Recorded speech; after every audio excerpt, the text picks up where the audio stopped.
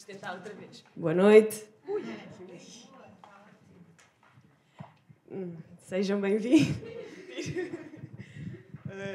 Okay. Sejam bem-vindos ao último momento do primeiro dia do Festival Ofélia, Interseções, Teatro e Sociedade, que é o debate que achámos imperativo incluir na nossa programação. Ela é Márcia Mendonça, eu sou a Tatiana Carriço e somos membros da organização do Ofélia. O teatro é o que nos move e os alunos do curso de teatro da ESAD-CR vêm, mais uma vez, concretizar este evento pela simples e complexa necessidade de fazer teatro para além dos parâmetros curriculares. Além de darmos destaque à nossa arte, ao trabalho que é produzido no curso e ao orgulho que temos em fazer teatro em Portugal, queremos promover também o intercâmbio de conhecimentos e trabalhos entre cursos similares ao nosso, provenientes de escolas de todo o país. Enfrentamos tempos difíceis no mundo, no país e em nós mesmos. Na arte, encontramos forma de expressar os nossos medos e incertezas perante o resto das nossas vidas. Procuramos comunicar e partilhar com a comunidade de Caldas da Rainha parte do que estamos nesta cidade a aprender e a fazer. Queremos retomar a proximidade humana de que abdicámos nos últimos tempos. Neste debate, pretendemos abordar questões que achamos relevantes para falar de teatro enquanto arte e linguagem, o teatro como reflexo do mundo em todos os seus aspectos, e pretendemos abordar a criação teatral, especialmente dos dias de hoje. Com tudo o que tem vindo a acontecer, achamos de extrema importância perceber qual é o papel das artes no meio de tanta conturbação. Nestes tempos tão incertos, decidimos que o que mais interessa ouvir são as vozes de jovens artistas que acreditamos que tenham ideias sobre como continuar a criar com tantos obstáculos, e contamos com perspectivas diferentes, e o maior intuito é haver uma partilha de experiências e ideias que no fundo servem para nos dar esperança de que existe significado no que estamos a fazer. Por isso temos aqui os nossos convidados hoje, Eduardo Frazão, Isabel Costa e Rafaela Jacinto, e vamos agora...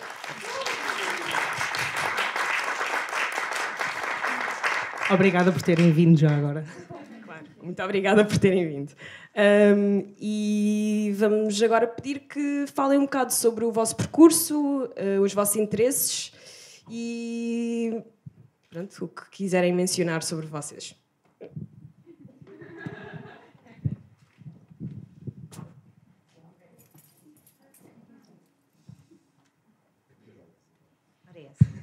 Já estou. Olá, boa noite. Muito obrigada pelo convite, eu também. Para mim estar aqui é especial porque eu sou das Caldas da Rainha, portanto cresci aqui. Fui para Lisboa com 14 anos, portanto houve ali uma parte muito importante da adolescência e depois da vida adulta que não passei aqui. Mas desde sempre, e já na altura, quando ainda vivia cá, a ESAD tinha esta missão, entre aspas, de animar esta cidade e de tornar esta cidade mais viva, mais rica, e sei, porque vou acompanhando, que essa missão continua a existir. Então, enquanto pessoa das Caldas, estou sempre eternamente grata a estes jovens estudantes que estão aqui e que transformam esta cidade que tem tanto para dar, e vocês certamente sabem mais do que eu, que poderá dar mais ainda, e enfim, tudo isso são muitos anos de luta e de conquista de públicos, mas lá chegaremos. Pronto. Então, muito obrigada pelo convite.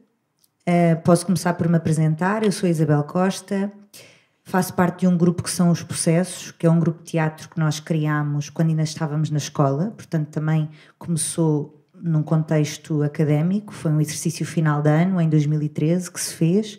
Este grupo criou-se na Escola Superior de Teatro e Cinema, em Lisboa. E, portanto, houve ali um exercício final e depois decidimos fundar uma associação. E aí é o passo legal para se ter uma companhia de teatro, que imagino que vocês já saibam mais ou menos como é que funciona, em que assinamos todos um contrato e de alguma forma, legalmente, fica escrito num papel aquilo que nós sentimos e ficamos vinculados durante muito tempo, até aquilo se destruir. É assim que funciona. E até hoje, entretanto já se passaram 9 anos, até hoje continuamos com este projeto. Portanto, eu depois, Isabel, também tenho os meus projetos a solo, portanto fora dos processos também crio as minhas coisas, mas penso que aqui fará mais sentido focar um bocadinho nos processos e naquilo que temos feito, porque acho que esse tem sido muito esse o caminho de alguns jovens a saírem das universidades, começarem o seu próprio trabalho, também como resposta àquilo que vêem, como resposta à falta de trabalho também. Então acho que gostava de partilhar o que é que tem acontecido nos processos nos últimos anos. Como é que eu me posso apresentar mais? Ora então, aos nossos processos. Neste momento organizamos-nos de uma forma que fomos trabalhando ao longo do tempo, não foi sempre assim, mas tentamos que a pessoa que está a encenar esteja sempre a rodar, ou seja, que não seja sempre o mesmo, também para fugirmos um bocadinho àquela ideia do encenador ou encenadora mais autoritário que encena vários espetáculos e depois a mesma companhia fica encerrada numa visão ou de uma forma de fazer. Então neste momento estamos a trabalhar nesse tipo de organização, que é uma coisa altamente pensada, não é nada natural. Agora encenas tu, depois encenas tu, não é nada natural, é super pensado, hiperpolítico até eu diria, porque tentamos planear as coisas para que toda a gente tenha o seu momento de destaque, o seu momento para criar, para trazer coisas para a mesa, tanto temas como estéticas. Então temos-nos organizado assim. Pronto, eu acho que é uma boa apresentação. Depois eu não vou falar mais porque eu sei que as outras perguntas também têm. Pronto. Obrigado, Isabel. Olá, boa noite a todos. Obrigado por terem vindo. Não estava à espera que viessem. Obrigado por me terem convidado. Também não estava à espera que me convidassem. Depois vi a Tatiana e lá percebi porque é que me convidaram. A Tatiana foi a minha aluna nas oficinas de teatro de Lisboa. Minha aluna, quer dizer, foi um workshop, não é? Que fizemos juntos. Foi um fim de semana intensivo, ali 13 horas a respirarmos para cima uns dos outros. Ainda não havia máscaras, portanto era à vontade. Eu sou ator, tenho desenvolvido o meu trabalho profissionalmente como ator. Acabei por não me formar como ator, porque não concorri ao conservatório. Fui estudar para Évora quando abriu a licenciatura, foi a primeira licenciatura fora do... Aliás, ainda era conservatório, ainda não era Escola Superior de Teatro e Cinema. Portanto, era o primeiro curso académico que abria, de um curso artístico, abriu ao mesmo tempo que a licenciatura em Música, em Évora. Foram as duas que abriram ao mesmo tempo. E nestas áreas eram as primeiras licenciaturas que abriam no país. E o reitor da universidade disse-nos que não éramos cobaias, éramos pioneiros. Eu, como fui para o Alentejo, demorei 9 anos a fazer a licenciatura. Tudo é mais devagar lá. Eu queria fazer uma licenciatura como se tirava o curso de ator na Escola Superior de Teatro e Cinema, mas efetivamente, embora os créditos em Diário da República de interpretação fosse a disciplina que tinha mais peso na licenciatura, não era um curso de atores. Era um curso para formar investigadores teatrais ou professores. Só mais tarde se pensaria se haveria a possibilidade de formar atores. Portanto, eu comecei a trabalhar logo em Évora, fui à procura, arranjei uma companhia de Évora, uma das pessoas da companhia era da minha turma, o marido dela veio no 2º ano da universidade dirigir o grupo de teatro da universidade, portanto eu também fazia parte do grupo de teatro da universidade, não sei se aqui há um grupo de teatro, se vocês fazem parte, se cruzam com essas pessoas. Nós, de repente, a universidade não tinha e nós voltámos a recuperar um antigo grupo de teatro que estava morto, nós, os do curso de teatro. Conheci então o marido dela, comecei a trabalhar. Portanto, comecei a minha carreira profissional em 98 e acabei por me formar como ator profissionalmente e não academicamente. Sou licenciado em estudos teatrais, ramo ensino, sou professor de teatro. E, por coincidência, este ano voltei a dar aulas numa escola pública. Mas isto tudo para dizer que o meu percurso, não sei se vos interessa para alguma coisa, eu gosto de fazer tudo em teatro. Gosto de ser ator, gosto de andar lá em cima pendurado nas luzes, fazer o desenho de luz, Gosto de andar a passar cabos, gosto de limpar o chão, gosto de respirar este ar, gosto de fazer tudo, não tenho uma... E como comecei com uma companhia que andava na estrada, aprendi a fazer tudo. Aprendi a ligar cabos de trifásica sem apanhar choques, ou pelo menos a tentar não apanhar choques, e a fazer essas maluqueiras dos saltimbancos. Sou de Lisboa e finalmente, depois de acabar o curso, voltei para Lisboa. Uma das coisas que eu tenho sentido, já senti quando fui estudar para Évora, se calhar por ser de Lisboa, é que tendencialmente as pessoas querem ir viver para Lisboa. Não sei porquê. Lisboa não é assim tão fixe.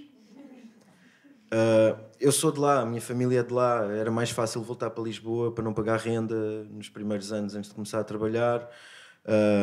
E depois acabei por me instalar lá, a minha companheira vive lá comigo, nós conhecemos na universidade.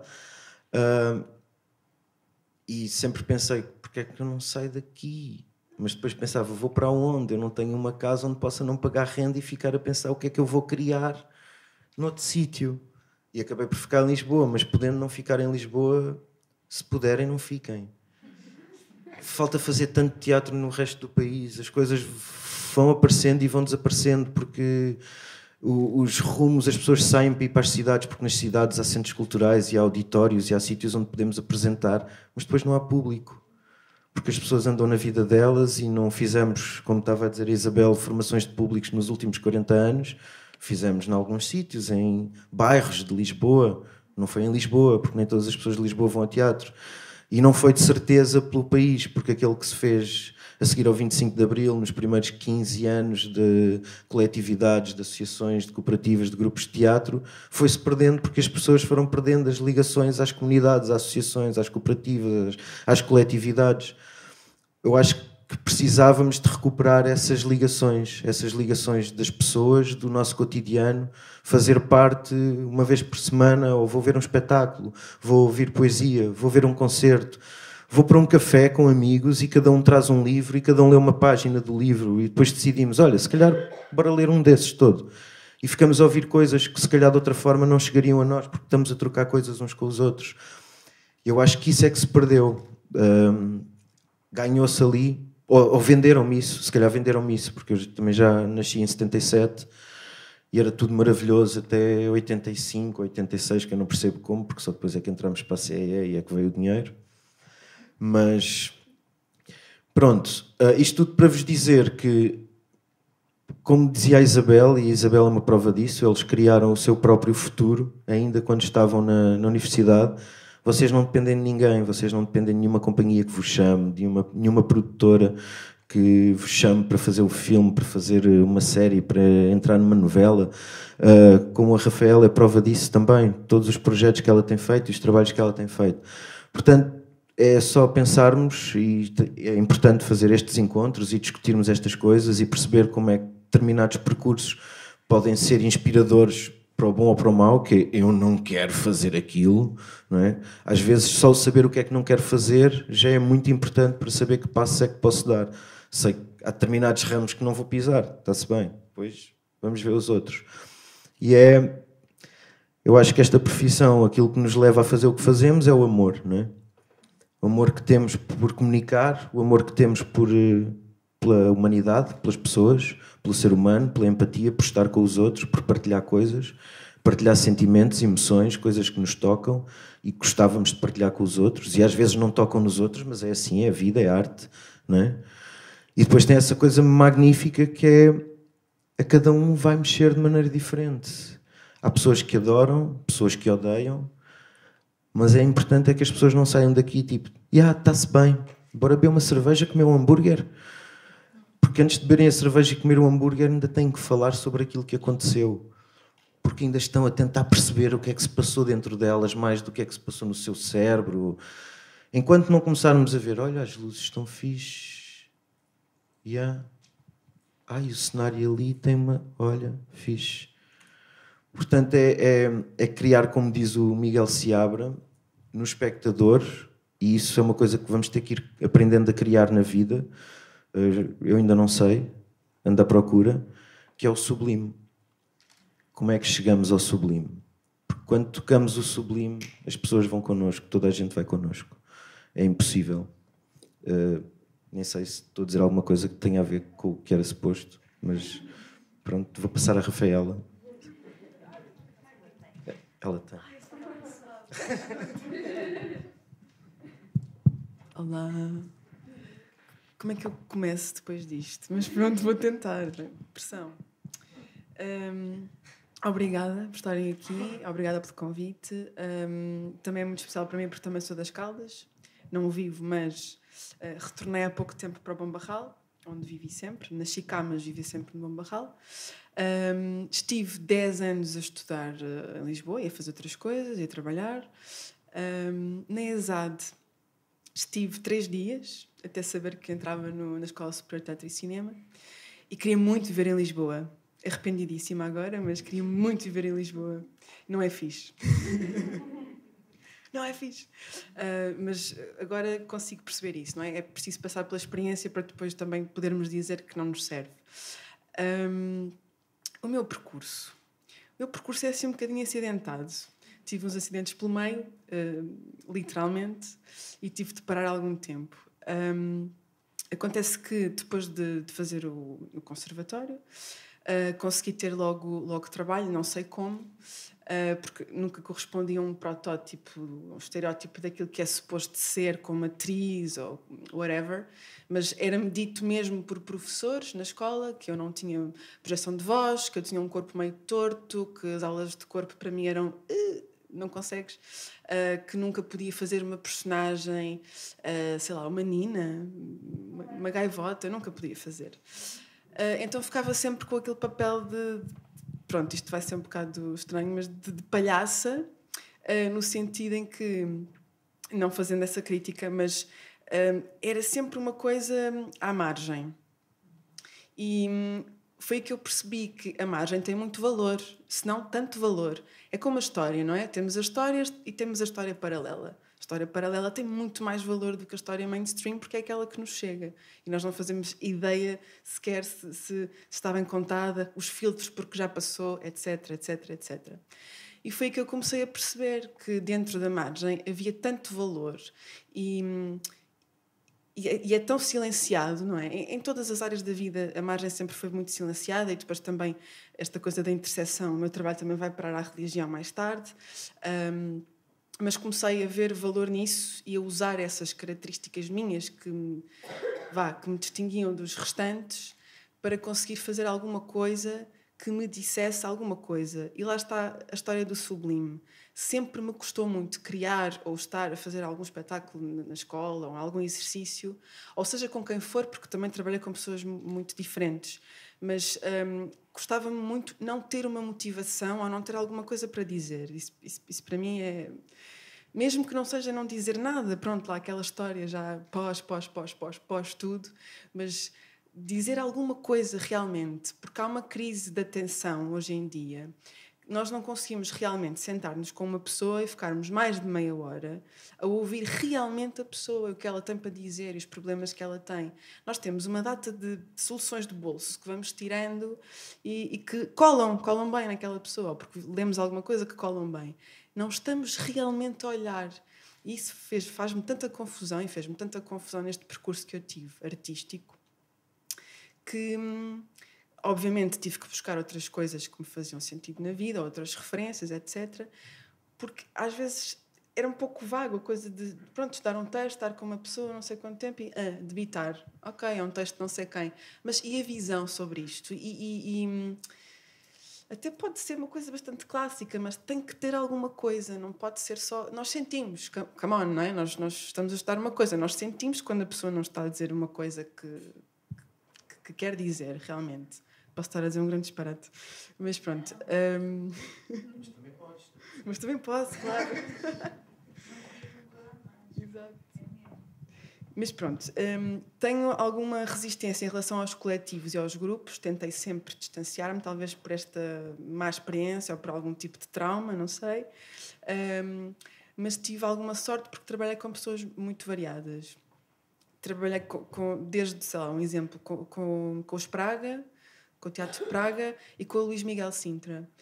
E foram duas pessoas extremamente maravilhosas, duas entidades extremamente maravilhosas, e até, estranhamente, tenho mais afinidade com o Luís Miguel Sintra do que com uma coisa completamente disruptiva, etc. Que também não é assim tanto.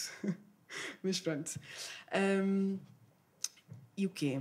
Pronto, agora estou a estudar História e Cultura das Religiões, estou a fazer uma tese medievalista,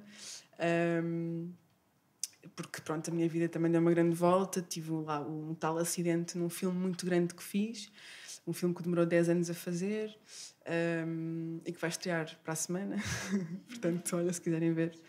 É o Patos Etos Logos, do Joaquim Pinto e do Nuno Leonel. Pronto, demorámos 10 anos a fazer, o que também é um privilégio, porque hoje em dia é tudo muito rápido. E nós estarmos 10 anos num projeto é realmente, dá que pensar, porque nós mudamos com o projeto e somos influenciados por ele, etc, etc. Estava a falar do quê? Da minha tese. Pronto. Então estou a fazer uma tese sobre uma proposta de tornar a figura da Santa Joana d'Arc transgénero. E pronto, então estou no latim e a minha cabeça está um bocado cansada, apesar de estar muito rápida. Pronto. Já falei muito, não falei? Então pronto, vou acabar. Então, pegando no que foi dito pelos três sobre estas questões da crise da atenção, que nós agora temos muita dificuldade e, pronto, os jovens estão a evoluir para algo estranho por causa da internet. E, portanto, a questão é: como esperam que o teatro se adapte e responda às preocupações e anseios desta geração? Quem quer começar?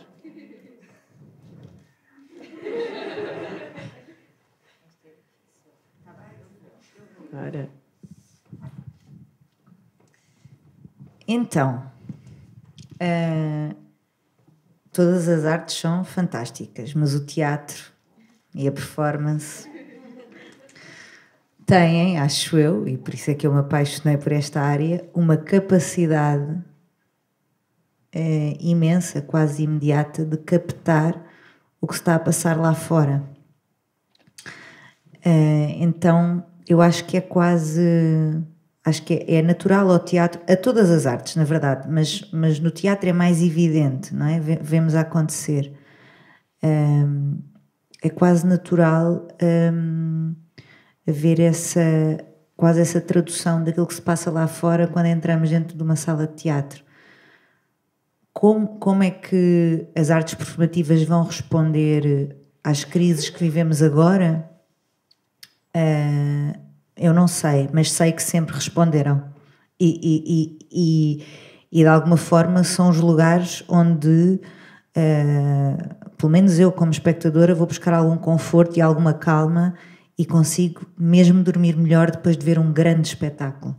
Depois de ver um espetáculo que me transformou, ou de ouvir um grande texto e sentir que, apesar dos artistas que estão a apresentar não me apontarem nenhuma solução, porque isso é muito difícil, não é? Apontam alguns caminhos. Então acho que é quase uma questão de sobrevivência. Este link entre aquilo que se passa dentro de uma sala de teatro e lá fora não é um link, é um link imediato para nós que somos espectadores, não é? E que estamos habituados a consumir e consumir não é uma boa palavra. Estamos habituados a estar próximos destes objetos e temos a nossa afetividade trabalhada para eles nos transformarem, mas para outras pessoas não. E acho que falta é fazer essa ponte. Acho que a transformação já lá está. Acho que é mesmo sobre isso.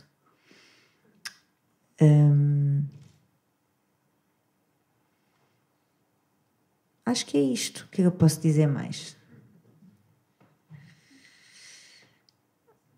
Sim, acho que é isto. Acho que transforma sempre. Posso partilhar um exemplo convosco. Eu estou a fazer um espetáculo neste momento no Teatro São João. e nós estávamos a fazer...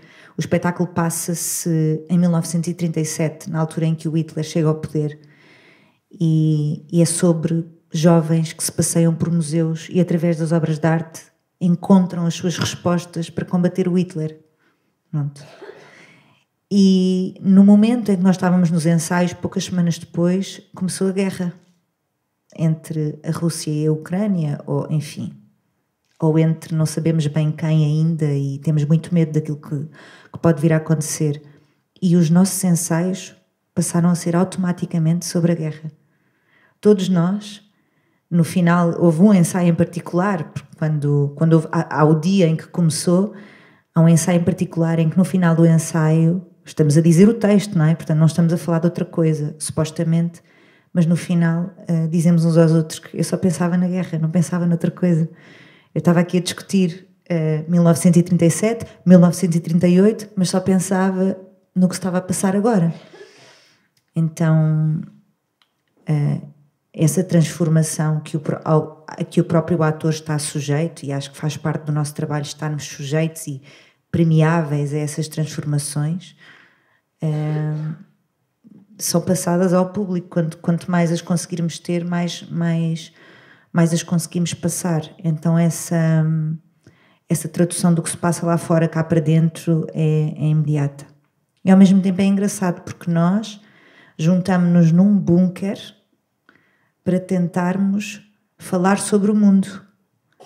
Nós passamos a nossa vida, quem faz teatro passa a maior parte da sua vida dentro de black boxes como esta. Claro que também há teatro noutros sítios e sim, coisas fantásticas, mas a maior parte do nosso tempo é dentro de um bunker.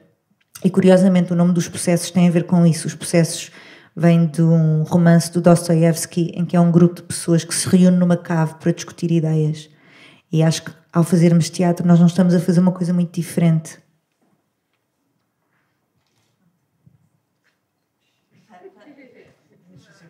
É isso, para não ser, é verdade. Eu não tenho resposta para isto. É difícil, não é? Esta é muito tricky. Ai. Então, como é que as artes performativas... Como é que se espera que o teatro se adapta? Meu Deus.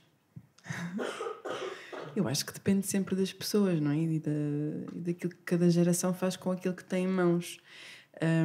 Eu acredito muito no que a Isabel está a dizer de poder ter esse poder transformador, mas ao mesmo tempo também não sei se em tempos de crise se as artes têm assim tanto valor. Tenho esse receio, não sei se tem muito foco ou se...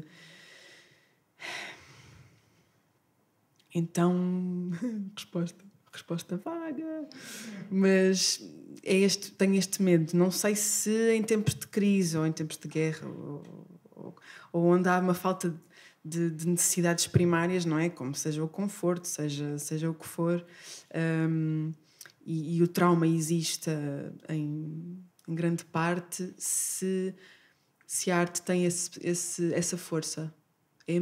É uma pergunta, acaba por ser uma pergunta, não sei, não tenho essa resposta. Não sei, também estamos a ver no tempo da pandemia e também percebemos há 2 anos que foi muito complicado gerir isso tudo e onde é que estava a arte e qual era o lugar da arte, mas de repente toda a arte tinha que ser digital e toda a arte tinha que ser... É confuso. Portanto, não... É mais uma pergunta do que provavelmente uma resposta. Mas eu vou já passar.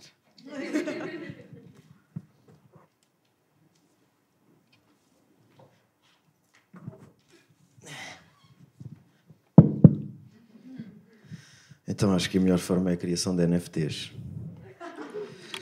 Parece que é o futuro de tudo, portanto deve ser o futuro da arte também.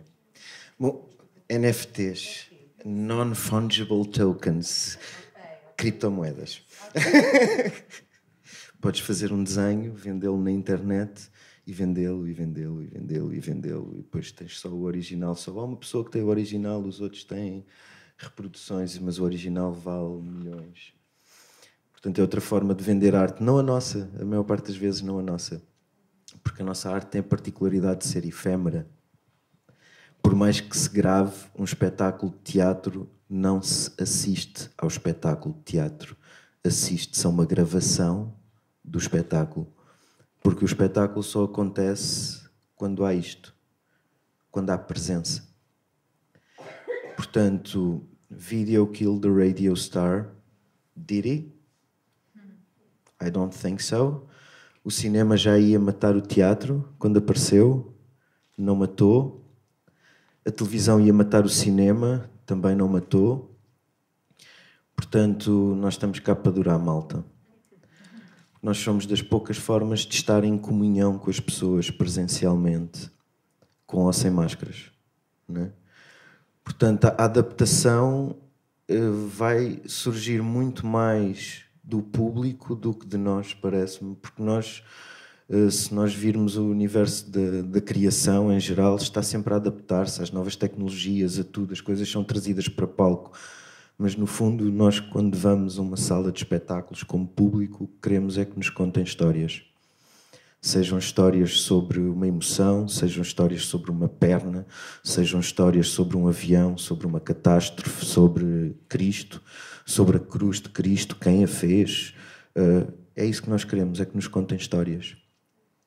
E essa coisa de contar histórias que nos liga, e isso vem muito antes de tudo o resto. E é por isso que o teatro é, provavelmente, como tu dizias, a mais importante das artes. Não porque nós fazemos teatro, mas porque antes de começarmos a pintar nas paredes, já transmitíamos àqueles com quem vivíamos alguma coisa. E se calhar, antes de termos palavras que diziam fosse o que fosse, era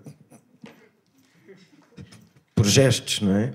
Fomos criando comunicações. De certeza. A não ser que Adão e Eva já soubessem falar várias línguas e tivessem até tradutor automático.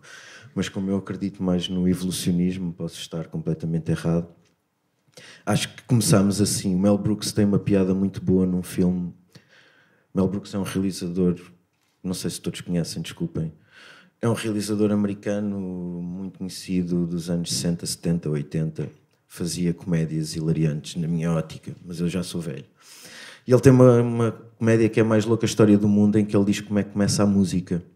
E estavam os homens das cavernas, todos na caverna, e há um que vai com uma pedra e deixa cair uma pedra no pé do outro. E o outro faz "Ah!" E param todos e olham. E ele pega na pedra e faz outra vez, e o outro "Ah!" E começam todos a pegar em pedras e a tirar os pés uns dos outros, e começa Portanto, é uma parábola muito interessante sobre como terá nascido a música, e o teatro é ter sido uma coisa muito semelhante. Portanto, enquanto nós tivermos necessidade de estar uns com os outros, o teatro não vai morrer. Se calhar pode haver um cataclisma e os teatros desaparecerem todos ou serem todos destruídos, como foi aquele na Ucrânia, mas nós vamos continuar a contar histórias uns aos outros. Portanto, o teatro vai se reconstruindo, vai renascendo nesta necessidade de estarmos aqui, de estarmos uns com os outros, de partilharmos, agora neste caso, as nossas histórias, para que elas vos sirvam de alguma coisa, não para que vocês nos sigam, mas se calhar muito mais para que não percam tempo a cair em erros que nós já possamos ter caído. Como dizia o... Lá vem a memória do velhinho, do avô. Bom, eu hei de me lembrar. Um autor inglês muito conceituado dizia que os tolos dizem que aprendem com os próprios erros. Eu prefiro aprender com os erros dos outros. Oscar Wilde, acho que foi ele que disse. Portanto, é só, se precisarem que nós digamos quais foram as maiores parvoíces que fizemos para não fazerem, estou disponível, fiz muitas, não façam. Mas acho que é isso, acho que o teatro não vai morrer. Se responder essa pergunta, ele vai se sempre adaptando, porque nós adaptamos e ele é feito por nós, seres vivos, pessoas que amam. Desculpem. Já agora, quais foram as maiores prejuízos que vocês já fizeram? Então vá, começo eu agora.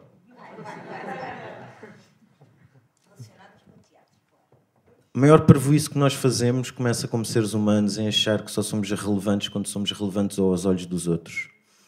E quando vamos para teatro, como dizia um realizador muito conceituado, o ser humano precisa de ser amado por alguém. Os atores têm um problema que precisam de ser amados por toda a gente. Portanto, uma das primeiras questões é take it easy. A primeira pessoa que tem que vos amar são vocês. E se vocês se amarem e amarem aquilo que fazem, significa que respeitam aquilo que fazem, que dignificam aquilo que fazem, e naturalmente as pessoas vão gostar e vão amar o vosso trabalho e vão amar aquilo que vocês representam enquanto artistas.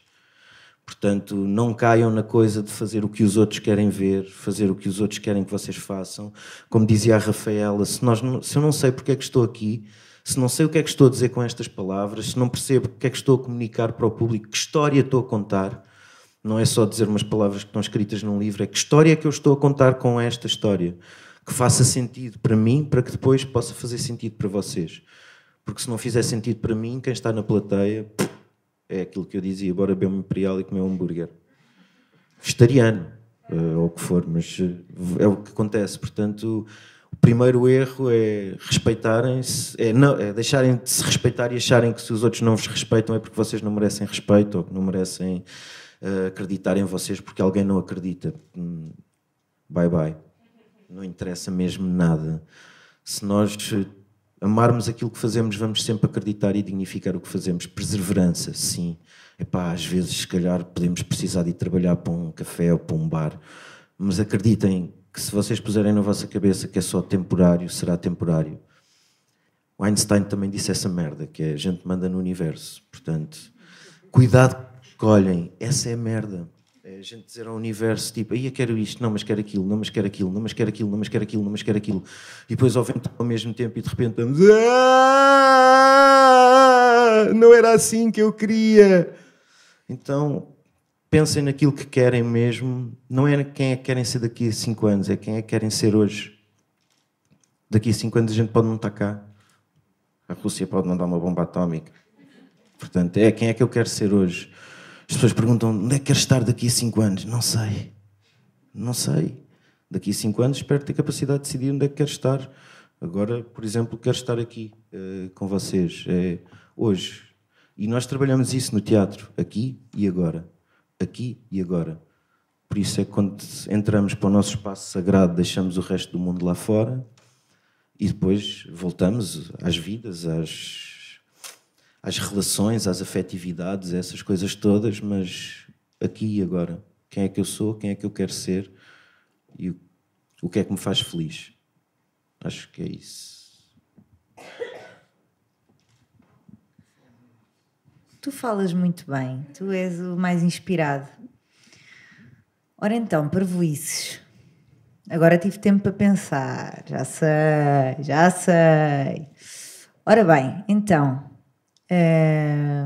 quando estiverem a fazer um espetáculo em que o cenário pode cair em cima de vocês ou em cima dos vossos colegas, porque é relativamente frágil e pode cair com um pequeno toque, tenham muito cuidado. Pronto. Isto por acaso não aconteceu, mas esteve mesmo a acontecer. Era um espetáculo que nós fazíamos em que eu e outra atriz ficávamos grande parte do espetáculo atrás de uma parede. Pronto. Uma parede... que não era uma parede, não é? Porque depois, a certa altura, caía para a frente. Era uma parede de madeira. Que depois, quando caía para a frente, abafava. Portanto, era assim uma tecnologia baratíssima, mas que funcionava muito bem.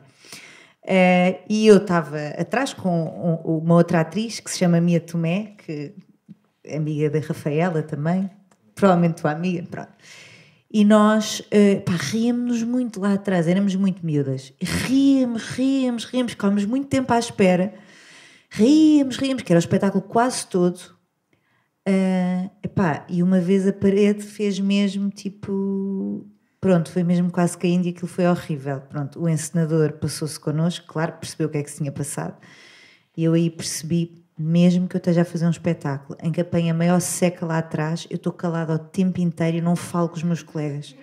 Pronto. Isto porque nós estávamos em cena, estão a perceber? Estávamos só atrás da parede. Pronto, esta é uma. Nunca mais. Depois, outra. Uma vez, eu fiz um espetáculo em que o cenário era todo... O chão era todo com pregos. Foi assim uma cena. Foi super fixe, mas era um bocado complicado andar ali. Nós tivemos que aprender. Eram pregos virados ao contrário, não era com a ponta para cima, era ao contrário, mas só pregos. E às vezes assim com inclinações era muito fora. E eu andava lá em cima com sapatos, aliás, até demorei algum tempo a encontrar os sapatos certos para cada uma das personagens, para podermos andar em cima dos pregos. Pá, e ali, numa das últimas cenas, eu trocava de roupa e tinha que entrar outra vez e esqueci-me dos sapatos. Pá, quando eu percebo, depois fiz a cena, não é? Fiz a cena em cima dos pregos. É que mesmo virados ao contrário, aquilo doía imenso e podia aleijar. Pá, foi horrível, foi horrível. Então lá estava eu a fazer de gata em cima dos pregos, a curtir bué a cena. Pensar, meu Deus, pronto, e fiz, ok. Portanto, muita atenção quando mudarem de roupa. Se tiverem que se calçar, cuidado com o material que está no chão. Pronto, essas coisas são importantes. E depois também tenho uma história engraçada num filme em que eu estava-me a divertir muito com as pessoas com quem estava a fazer o filme. Acho que o problema é sempre esse, nós divertimos-nos sempre tanto a fazer isto, pois às vezes até nos esquecemos que estamos a trabalhar. E há pequeninas coisas que são super simples, tipo, não converses lá atrás, não te magoes, pronto, que nós às vezes esquecemos. Então neste filme foi tão estúpido. Estávamos na carrinha a ir para o sítio das filmagens e eu estava toda contente com os meus colegas atores, que eram da minha idade, e estávamos ali a curtir imenso, a fazer aquele filme, e eu levanto-me para sair do carro e bato com esta parte da bochecha no banco da frente. Pá. E fico com um inchaço. Bem, mas uma coisa horrível, porque eu ia filmar daí a nada. Pronto, depois a coisa lá se resolveu porque eu filmava de costas nesse dia. Pronto, que sorte, não é? Mas até o realizador veio falar comigo e dizer: pá, Isabel, não podes, estás a fazer um filme, tens mesmo que ter muito cuidado, pá, sais do carro com calma e tal. Pronto, acho que estas são assim as minhas histórias assim mais parvas. E depois coisas que depois vamos aprendendo com o tempo, quando a voz já está a falhar e quando achamos que vamos ter um problema qualquer que não nos vai permitir fazer o espetáculo, casa, não há copos, não há nada. É mesmo importante, porque chá de cebola, chá de perpétuas, casca de cebola, perpétuas roxas, pá, casa logo, é que não dá para resistir à tentação, pronto, de ir, porque depois o dia a seguir pode estar completamente lixado. E pronto, são as minhas histórias de erros que eu aprendi. Pois há erros mais profundos, mas pronto. Vou ganhar com esta. Vai. Pronto, disparates, não confiem em ninguém. Quando alguém vos disser é seguro, é mesmo seguro, peçam um papel, peçam tudo. Tenham seguro, pessoal, porque não funciona. Isto porquê? Porque eu tive um acidente numas rodagens, estava a fazer de Santa Perpétua e era uma mártir cristã, pronto, dos princípios. E ela foi condenada à morte na arena, chamada Ad Bestias, que era com uma besta, não é? Um leão, um touro, e era um touro.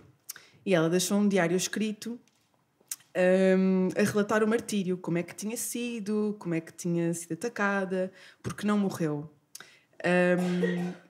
E foi atacada por um touro.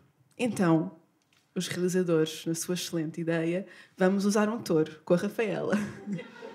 E usaram um touro com a Rafaela. Só que a ideia era na praça, e foi aqui nesta Praça de Touros, na verdade, nas Caldas. E nós tínhamos uma espécie de antecâmara antes da praça propriamente dita, que é onde estão os touros a serem atiçados para entrar. E dos dois lados dessa antecâmara há uma espécie de entrada onde estão as pessoas a pôr o braço e a empurrar ou a bater com paus. Horrível. Eu estava nesse sítio. Só que não há propriamente uma entrada nem uma saída. Há uma janela no topo, no teto, onde nós podemos entrar e ficar lá. E à frente temos uma espécie de uma abertura que supostamente é seguro, porque o touro, quando bate com os cornos na parede, fica preso, não consegue entrar com o corpo. Ora, foi-me garantido que não havia problema nenhum e que se acontecesse, aconteceria 1 milhão, num milhão, num milhão. Aconteceu. Portanto, eu estava nesse sítio, o touro acabou por entrar, ainda filmámos algumas coisas, só que dou de caras com o touro E o touro, claramente, que é um animal super inteligente, vira a cabeça e põe-se de lado e, obviamente, que parte a parede e que entra por ali adentro e não havia hipótese de sair. O engraçado é que isto ficou filmado, a câmera ficou toda estragada, só que sobrou aquele pedacinho de imagem e que está usado no filme. Portanto, podem-me ver andar de máquina de lavar e sangue por todo lado. Portanto, não confiem. Sim. O touro atacou mesmo. E o mais engraçado é que estava mesmo no relato do martírio da Santa, exatamente igual. Ou seja, foi na anca, portanto, ele perfurou uma anca com o corno. Tudo igual, a idade, como ela foi tirada daquele sítio onde estava, como ela não sentiu o ataque de maneira violenta, ou seja, quase que me preparei para morrer, não é? Aquela coisa de quase que te preparas para morrer ali. Fiquei com uma adrenalina, não desmaiei, não nada, estava cheio de traumatismos, não fazia ideia. O meu corpo estava como se não tivesse acontecido nada, só que comecei a denunciar porque, olha, para a minha perna, não é? E estava a escorrer, a escorrer, a escorrer. Mas o que é isto? Imenso sangue, tinha o osso exposto. Estava toda escancada. Olha, só para vos dizer que eu ouvi esta história de Rafaela, mas é a primeira vez que estou a ouvir contada por ela. Tipo, sério? Sim, a malta sabia que tinha acontecido uma cena, mas é a primeira vez que estou a ouvir, por isso é que estava a perguntar. Não era, é uma cena, é um daqueles acidentes de rodagem mesmo fora. Não, foi mesmo. Depois tivemos um ano sem filmar, não é? E estragou-nos ali um bocado o esquema. Mas ficou no filme porque decidimos. Exatamente! Queria tanto filmar esta cena. Agora não vamos poder filmar, pá. Fogo! Pronto, foi assim um disparate. Estragando o touro. Tive mesmo a morrer porque... disparate. Mas porque tive um traumatismo craniofacial. Ou seja, foi como se a minha cabeça saísse, voltasse, tudo muito estranho. E normalmente isto acontece quando a pessoa ou vomita muito... Desculpem lá, os mais sensíveis. Ou vomita muito e dorme muito. E era como estava a acontecer no hospital assim que cheguei. Vomitava, dormia. Não conseguia estar acordada de maneira nenhuma.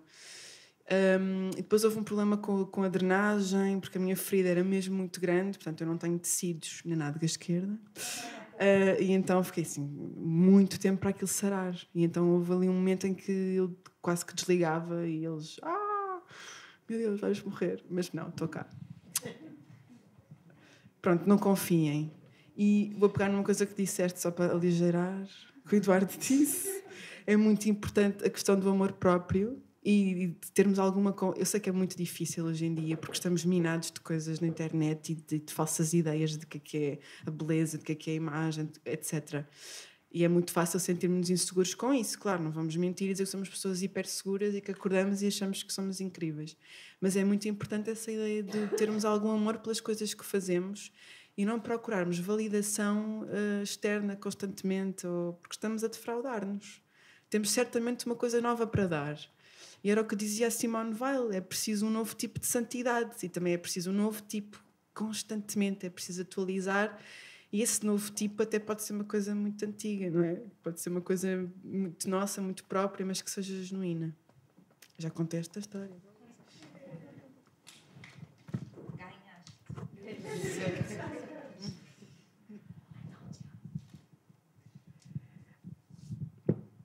Pronto. Essa pergunta não estávamos à espera que fosse levar a uma grande parvoíce. Mas pronto, então. E então como é que é fazer teatro na margem e tratar de assuntos que normalmente não são tratados para todos, mas em especial porque, pelo trabalho da Rafaela, se calhar ela deve começar. Ai, é muito complicado, filhas.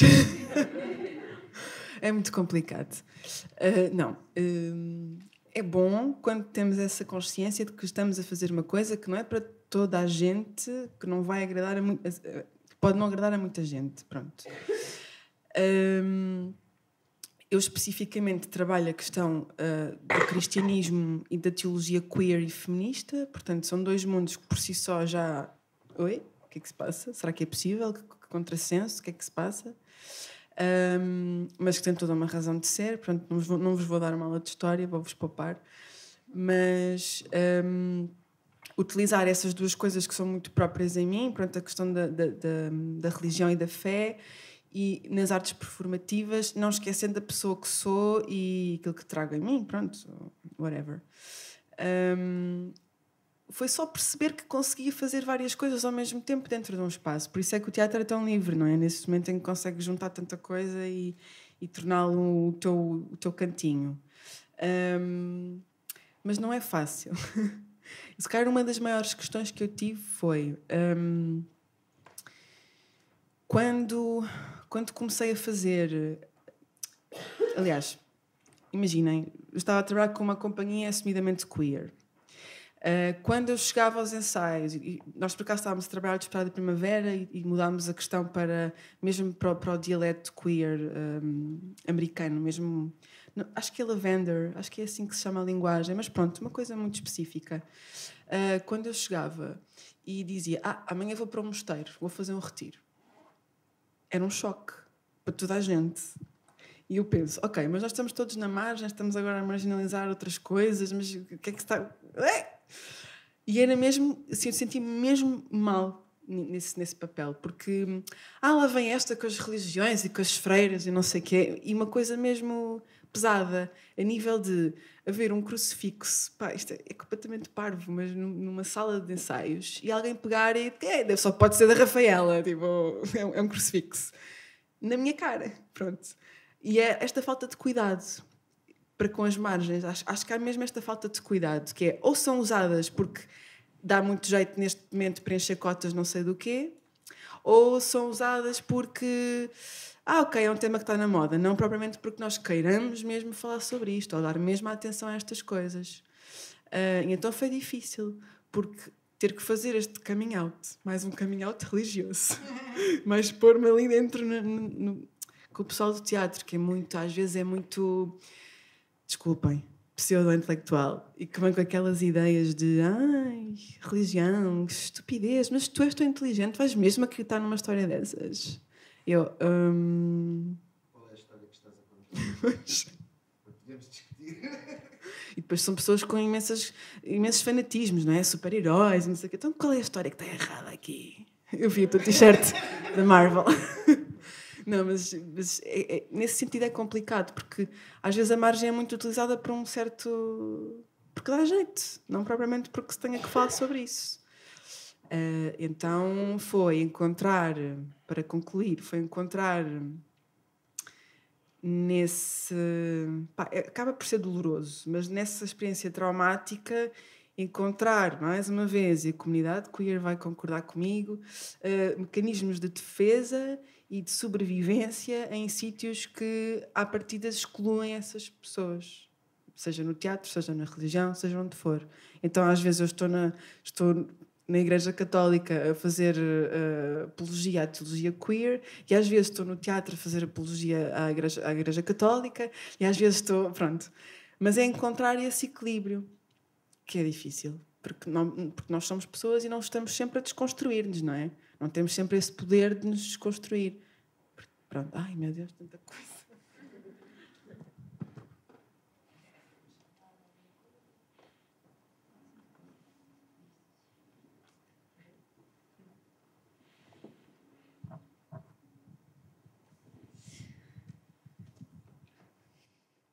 Rafaela, tu és o máximo. Pronto, queria só dizer isto. Ela é o máximo. O que é que eu podia dizer? Há um projeto que nós temos, que eu desenvolvi em Enceno, que se chama Maratona de Manifestos. E o projeto, basicamente, são manifestos que estou a investigar, que apareceram depois de 2000, portanto, são manifestos que saíram agora, há pouquíssimo tempo. Traduzimos para português e depois apresentamos em várias formas. A última forma foi um espetáculo que estreou em 2021 e vamos voltar a fazer em 2023. E queria só partilhar agora como é que é. Eu não trabalho necessariamente nas margens, não diria isso, e concordo muito com aquilo que a Rafaela diz, que neste momento há um valor comercial associado a alguns temas e é preciso ter muito cuidado com isso. Acho que um artista deve ser muito fiel a si próprio, à sua vontade de falar, à sua necessidade de falar, a quem é. E é preciso ter muito cuidado com algumas tentações. Tentações de pegar um tópico que não é nosso porque nos vai dar jeito, porque nos vão programar ou porque está na moda. Isso nunca funciona. Nunca. Porque quando o espectador está a ver o espectador sabe o que é verdade ou mentira. Nós nunca vamos mentir ao público. Nunca.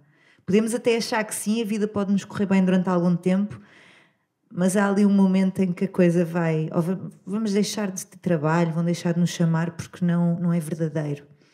E isso de ser verdadeiro é mesmo muito importante.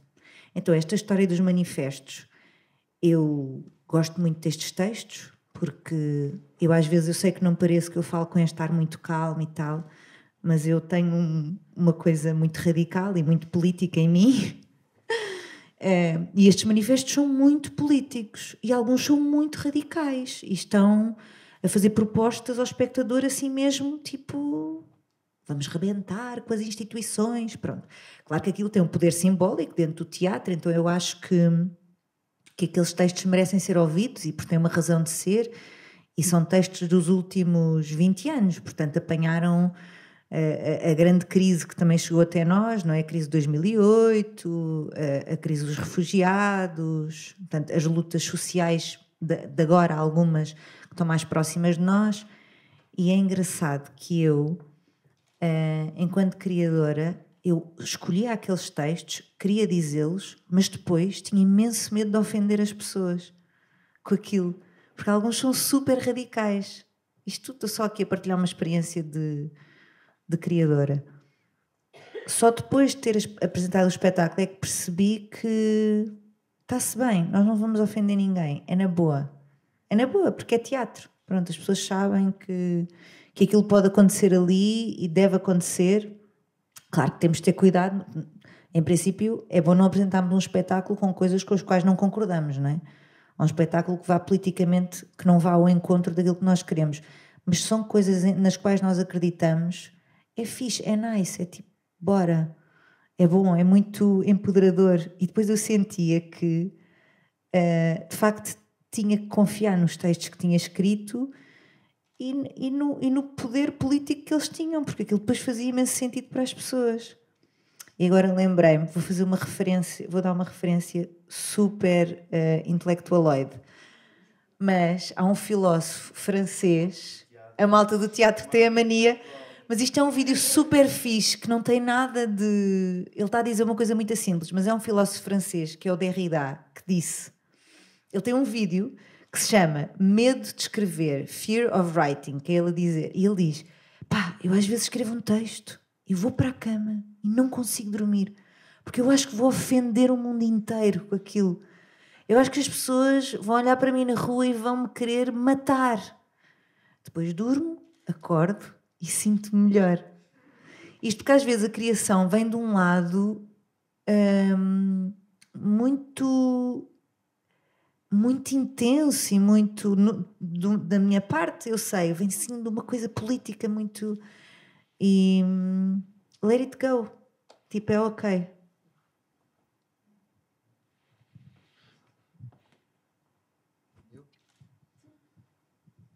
Sobre a margem? Eu fui marginalizado porque era baixinho. Eu não posso falar sobre marginalização. Eu sou um privilegiado. Eu nasci no país mais ocidental da Europa, um país que não vê guerra no seu território há mais de 100, 150 anos, 200? Quando é que os franceses foram embora? Portanto, para além disso, sem qualquer tipo de opção, porque não me perguntaram o que é que eu queria ser ou fazer, nasci caucasiano, homem e heterossexual. Portanto, eu sou aquelas pessoas que não tiveram que lutar por nada, não é? É aquilo que as pessoas antigamente diziam que era normal. Não, tu és normal, puto. Portanto... A minha relação com a margem é a vontade de ser marginal, que é uma coisa que me acompanha desde pequenino. Marginal na família, marginal na escola, e não vejam marginal como criminoso, não é a mesma coisa. Marginal como aquele que gosta de estar à margem. Marginal como aquele que, embora goste de fazer parte do grupo da malta, gosta de estar à margem. Gosta de fazer merda quando ninguém quer fazer merda. Gosta de dizer coisas parvas quando estamos num sítio sério. Gosta de... só para ver como é que a pedra bate na água. Só para ver. É aquela cena. Só para ver. Portanto, eu não passei pela coisa da marginalização. Mas, se nós formos às coisas mais pequeninas, se pegarmos no exemplo do Gabor Maté, não sei se vocês conhecem, fala sobre o trauma, e nós achamos sempre que o trauma é ou algo como aquilo que aconteceu à Rafaela, ou sermos violados pela mãe quando somos pequeninos, mas o trauma pode ser só num dia quando tínhamos 4 anos, alguém não nos deu colo num momento em que nós, naquela altura, como crianças, estávamos mesmo a precisar daquele colo. E inconscientemente essa merda vai nos afetar para o resto da vida. E nós achamos que nunca tivemos problemas e depois andamos a destruir a vida dos outros porque temos um problema para resolver. E isto tudo para dizer que às vezes a margem não é só a margem destas grandes conquistas, mais que lutas, de farto de lutas e de guerras. Nós temos é que cooperar uns com os outros e sermos todos amigos e amar-nos e fazer amor, seja o que Deus quiser. Mas nós gostamos de criar margens, porque quando criamos margens sentimos que ele está fora da margem, eu não, eu estou dentro. Fazem-nos sentir que nós estamos dentro de um grupo, nós pertencemos a alguma coisa, voltamos à história da relevância e passamos o tempo a criar margens pequeninas, margens no nosso dia-a-dia, margens de, olha aquela que vai rezar, olha, qualquer dia vem com uma freira para aqui, não é? Estamos sempre a criar pequenas margens para depois sentirmos, estás comigo, não é? Estás comigo, estamos os três Portanto, nós acabamos... Eu já fui dos que marginalizam também, não é? E depois um dia cai a ficha e nós percebemos o quão estúpidos somos. Mas a coisa do ofender, acho que tem só a ver com... Quando nós nos amamos a nós próprios, quando nós nos respeitamos a nós próprios, quando nós estamos seguros daquilo que somos, do que queremos fazer e daquilo que acreditamos, ninguém nos ofende. Ninguém nos ofende, porque não há nada que nos possa ofender. Só nós é que nos ofendemos. Portanto, o que acontece é que, a maior parte das vezes, somos nós que nos sentimos ofendidos. Muitas vezes o outro está-se borrifando para nós. Quando nós estamos a falar com uma plateia, eu quero tocar em todos, mas eu não sei especificamente se chamar burra alguém, qual é a pessoa que se vai sentir ofendida.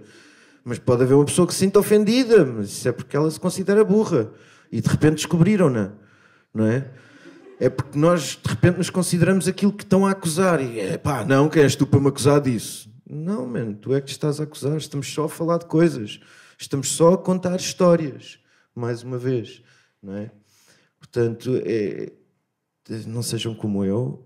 Quer dizer, marginalizem-se sempre que puderem, porque isso, o sair e entrar permite-nos ver de fora, ver de dentro, e observar é a nossa tarefa mais importante enquanto performers, enquanto atores, enquanto representantes de alguma coisa. Porque é a partir daí que nós contamos histórias daquilo que observamos, mas tentem julgar o menos possível. Não julguem as vossas personagens, se é boa, se é má, se o outro é bom, se é mau, porque ninguém é bom ou mau. Ninguém acorda de manhã a pensar, hoje vou ser bué da mau para aquele gajo. Não, as pessoas simplesmente acordam a achar, eu preciso bué disto, como é que eu posso fazer para alcançar isto? E às vezes pensam de maneira errada. E acham que a forma mais rápida de suplantarem as suas necessidades é pisar a cabeça de alguém só porque estava ali. Estava ali, desculpa lá. Então é só isso. Lá está, voltamos ao mesmo. O amor. O amor. Há 2 sentimentos no mundo. Eu ando numa cena boa holística. Não no cristianismo. Quando tu agora disseste Igreja Católica, já fiquei mais triste porque andei a ler as tuas cenas. O cristianismo e a Igreja Católica são 2 coisas diferentes que eu também acredito. Eu acredito que há 2 sentimentos, que é o medo e o amor. E nós temos 2 hipóteses. Ou estamos num ou estamos no outro. Mas vai-nos acontecer aquilo em que a gente estiver a pensar num ou no outro. Se estivermos sempre com medo de alguma coisa, vai acontecer, malta. Mais tarde ou mais cedo. Mas se estivermos sempre a pensar num estado de amor, no que é que eu quero, no que é que eu gosto, o que é que eu penso e projeto para hoje, para o mundo, para a vida, vão acontecer atos de amor. Ultimamente é assim que tem sido a minha vida, desde que a minha filha nasceu, há 5 anos, só tenho assistido a atos de amor, deixei de me preocupar se tinha trabalho ou não, caguei, porque parti do princípio que é, se precisar de ir apanhar beatas no chão para dar de comer à minha filha, vou, não é por aí. Portanto, uma pessoa deixa de ter a preocupação, deixa de ter o medo, não é? Será que eu vou ficar sem trabalho? E como deixei de ter o medo, nunca mais fiquei sem trabalho. E antes já tinha passado... Essa é outra merda que vocês vão ter que lutar. Desculpem. Que é a ansiedade do vazio. Porque nós estamos num projeto, vocês vão sentir isso quando a universidade acabar. É o primeiro grande vazio da cena. Que é, estamos todos os dias a fazer cenas e com pessoas e o caraças e a ter ideias. E acaba, concluiu o curso e agora já estou a trabalhar. Não, ainda não, mas vai acontecer. E então, estou em casa. Puto, o que é que estás a fazer? É pá, chamaram-me para um espetáculo. Ah, ok. Joana, o que é que estás a fazer? Olha, fui fazer um casting, vou fazer dobragens. Ok. Passou uma semana, 2 semanas, 3 semanas. Merda, eu não sou bom. Não, eu não sou bom. Senão já me tinham chamado para alguma coisa. Uma merda, um papel pequenino, uma coisa. Eu vou ao Coffee Paste. O que é que há no Coffee Paste? É tudo borla, mas que se lixe. Preciso de fazer cenas. Calma, malta. Acontece. O vazio é importante. Para nos amarmos a nós próprios, precisamos do vazio. Perceber o que é que se está a passar connosco. Os primeiros tempos são lixados. Eu sofri, bué. Mas quando a gente aprende a lidar com a coisa e a apreciar o tempo, e como dizia um filósofo, que eu não me lembro agora, se era o Eckhart Tolle, que é um gajo norueguês que para mim é um filósofo, que diz que a espera só é difícil quando nós não nos amamos. Quando nós nos amamos, estar à espera de alguém é uma maravilha, é uma dádiva. Aí agora tenho tempo para estar só comigo. E que espetáculo. Deixa-me cá sentir o meu dedo mindinho. Já não senti há um mês. Uau! Coisas que nós não fazemos, a tal coisa da valorização, que às vezes o amar-nos a nós próprios pode começar só por aí. Eu mexo o dedo mindinho do pé direito. Consigo perceber o que é que estou a sentir só no dedo mindinho do pé direito. Vai demorar meia hora. Porque a gente sente tudo ao mesmo tempo, na globalidade. Quando conseguimos começar a focar uma coisinha de cada vez, fazemos viagens maravilhosas. Depois os outros já chegaram, já estão ali à bué, não nos viram e nós estamos na nossa viagem. E essa espera que há na vida, que há nesta coisa toda, aproveitem para se amar a vocês próprios. Eu parece que sei tudo, não sei nada. E levo porrada todos os dias como vocês, mas... Estou a trabalhar para isso, mas não vou acabar nunca. Nunca acaba. Quando acabarem, morrem. Portanto, não vale a pena chegar a objetivo nenhum. O objetivo é o caminho, a piada é o percurso. É como os espetáculos. A gente passa o tempo todo a construir o espetáculo e altamente. E depois vamos para casa e choramos porque aconteceu qualquer merda e aquilo não está a avançar e a criação está a ser bué dolorosa e eu não percebo nada disto e os outros estão a fazer tão bem, eu sou uma merda ali. Mas a gente adora este processo, não é? E o processo anda e depois a coisa vai, está em cena, está montada, o bicho, o monstro, e depois acaba. E puf! E é isto. Acaba e é isto. Pronto, desculpem, lá estou a falar demais.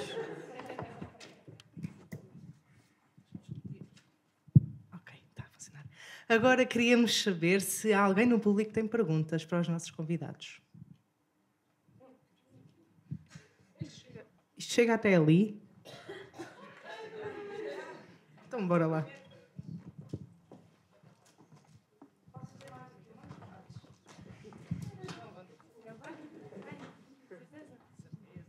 Ok. Oh, segurou o meu nome.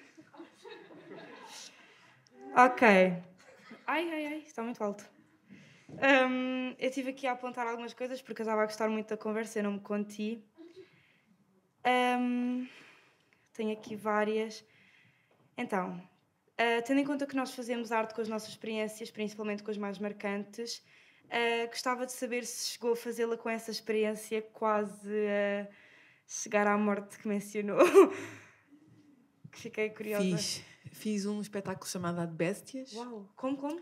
Ad Bestias. Foi a minha primeira criação. Foi a partir daí, pronto. E pronto, era esta a ideia. Usava algumas imagens do acidente que na altura não tinha conseguido ver, então vi pela primeira vez em cena.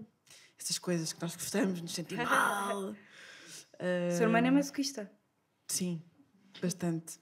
Na altura fiz na Mala Voadora, depois fiz em Lisboa. Então fiz, sim. Usei isso. Normalmente uso sempre experiências pessoais, não é? Que eu consiga dizer alguma coisa com elas para criar. Boa. A minha próxima pergunta é assim mais geral. Eu estou a fazer uma entrevista. Como é que vocês passam os vossos valores e ideais da mente para o palco? Sei que é uma pergunta assim muito geral, mas eu por acaso tenho muita curiosidade em saber.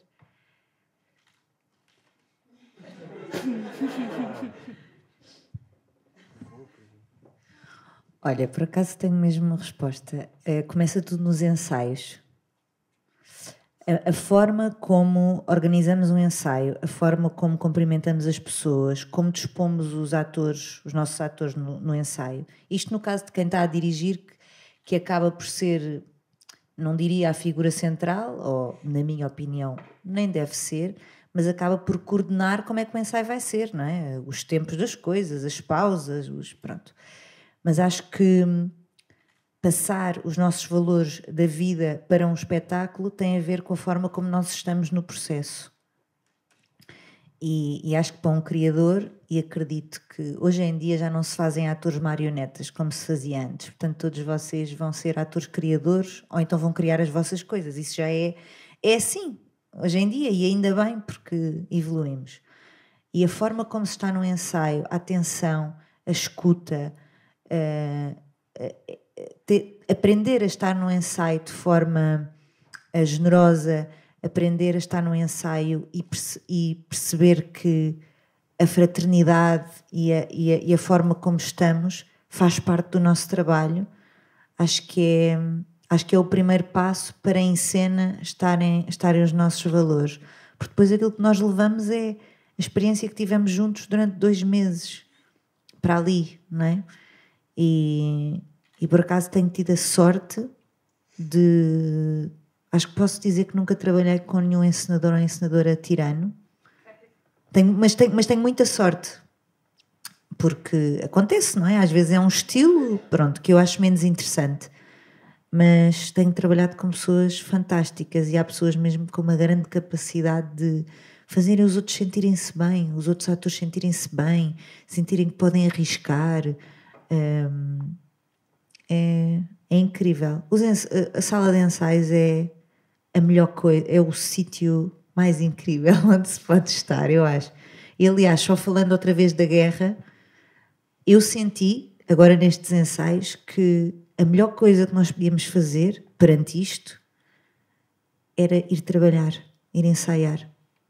E entre os ensaios ter as conversas na pausa de almoço, informarmos sobre aquilo que está a acontecer, ouvirmos as opiniões dos nossos outros colegas e muscularmos-nos de opiniões políticas, de vontade de estar em cena, muscularmos o nosso espetáculo da nossa vontade e das nossas relações.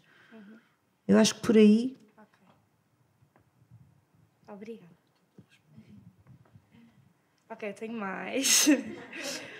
Mas eu concordo, eu acho que nós temos que usar a nossa voz para fazer a diferença. Se nós temos essa possibilidade, acho que temos que aproveitá-la. Vais-me tirar o microfone?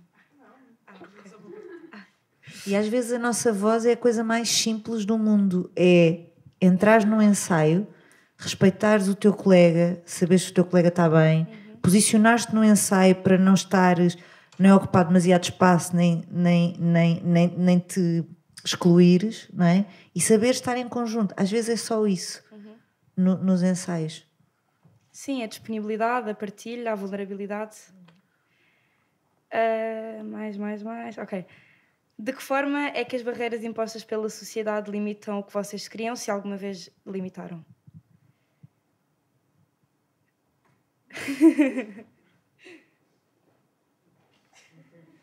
Vai, Rafaela, tu tens. Se nunca limitaram, ainda bem. Eu tenho coisas para dizer. Limitam, mas não limitam. Não deixamos. Estou a brincar. Eu acho que sim. O que é que achas, Isabel?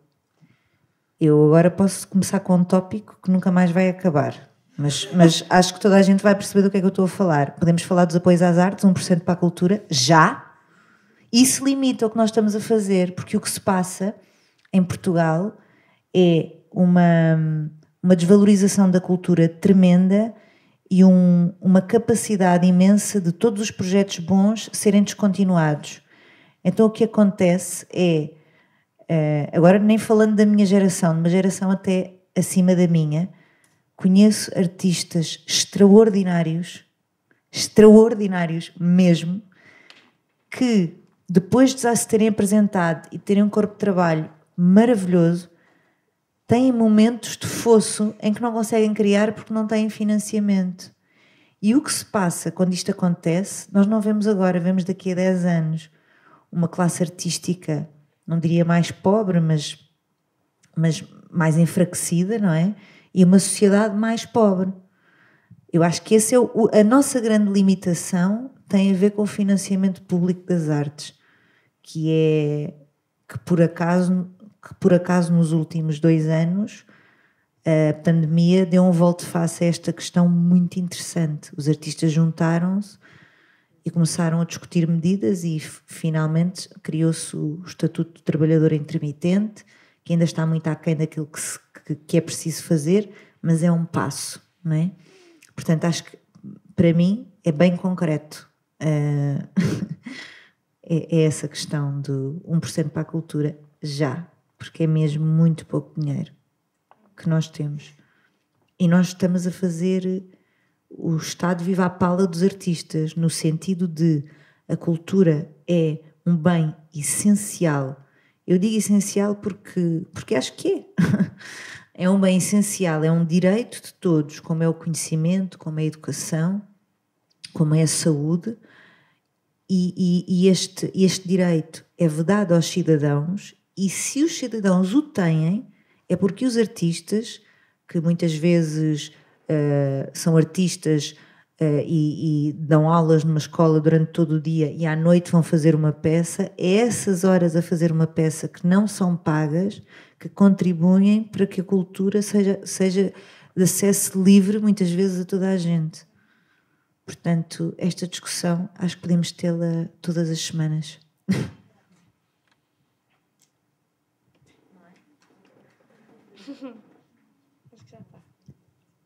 E sindicalizem-se quando começarem a trabalhar. Na cena de SE, que é o nosso sindicato, que é maravilhoso.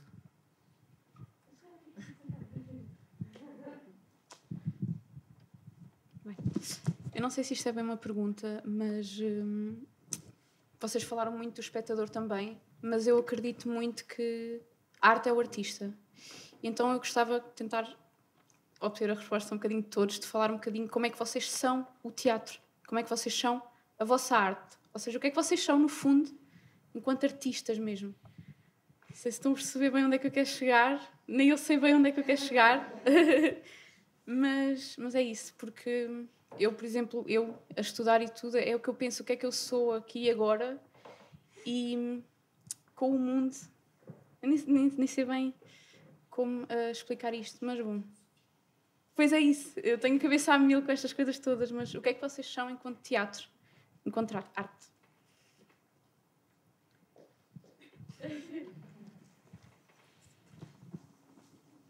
Mais 5 minutos. Estou a brincar. De certa forma, nas outras perguntas e naquilo que falámos sobre os nossos percursos, nós os três já fomos respondendo um bocadinho a essa tua questão. Pela forma como encaramos os projetos, pela forma como encaramos a nossa vida e o nosso percurso na arte, aquilo que pretendemos fazer e o que temos feito e como temos feito. Mas voltando ao início da tua pergunta, de estarmos a falar do público, havia um senhor velhinho, ele morreu ano passado, acho que não, acho que ainda não. não veio cá o ano passado, mandou só os atores, mas os atores dele estiveram no Teatro Nacional, que é o Peter Brook, que dizia: para que haja teatro basta que alguém cruze um espaço enquanto outro alguém observa. Portanto, no caso das artes performativas é essencial esta relação. Sem público a nossa arte não existe. É, como diria um professor meu, é só uma punhetazinha ao ego que eu estou a fazer aqui no meu cantinho só para mim. Não faz sentido. Quebra-se a essência da coisa, que é a partilha e a comunicação. Portanto, de certa forma, no meu caso, estar na arte, estar no teatro é promover constantemente isso. E se há uma coisa, como a Rafaela falou, sobre as coisas que ela quer falar, sobre as coisas que a incomodam, sobre as coisas que mexem com ela, com a vida dela, com o cotidiano dela, com a sociedade dela, connosco não é diferente. A relação da Isabel com os processos não há de ser diferente e a minha também não é. Claro que por vezes podemos ser convidados por este ou por aquele para fazer parte de um projeto e então vamos ver se o projeto nos interessa, se há qualquer coisa que faça parte do nosso percurso, se nos interessa financeiramente porque precisamos de pagar as contas, porque há muitas formas de interesse, não é? E sim, às vezes também temos que vender um bocadinho do nosso tempo porque precisamos de pagar as contas.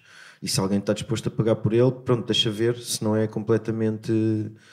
se não estou a ser um mercenário, se não estou a entregar a minha arte só porque, pá, nos trocos. Também não é por aí. Mas é perceber que deambulamos por aqui e que, como disseram estas maravilhosas mulheres que estão aqui, é pôres aquilo que tu és e aquilo que tu acreditas naquilo que tu fazes, na tua arte. E essa é a melhor forma de tu trabalhares a arte naquele que é o teu percurso e o teu caminho. E naturalmente, mesmo que comeces como ator-intérprete que para já não quer criar, tu és sempre um criador. Tu crias a tua personagem, por mais que venha escrito num texto, por mais que o encenador te diga mexe para a esquerda, mexe para a direita, por mais que ele seja autoritário. Eu descobri com encenadores mais autoritários que às vezes tens muito mais criatividade do que quando estás livre para criar. Porque o espaço é tão mais pequeno que tu aproveitas cada buraquinho para... Então, às vezes a tua viagem já é muito mais... Porque no outro é tão livre. Tão livre, estou tão livre. Já não sei o que é que estou a fazer. O que é que eu estou a fazer? Alguém me pode dizer o que é que eu estou a fazer? Diz-me, fiz bem. Pois é esta coisa, não é? Fiz bem. Falaste sobre os outros, deste notas aos outros e eu fiz bem. Voltamos àquela necessidade da relevância. Portanto, é isso. É acreditares e seres tu cada dia, vais ser tu na tua arte. Acho eu.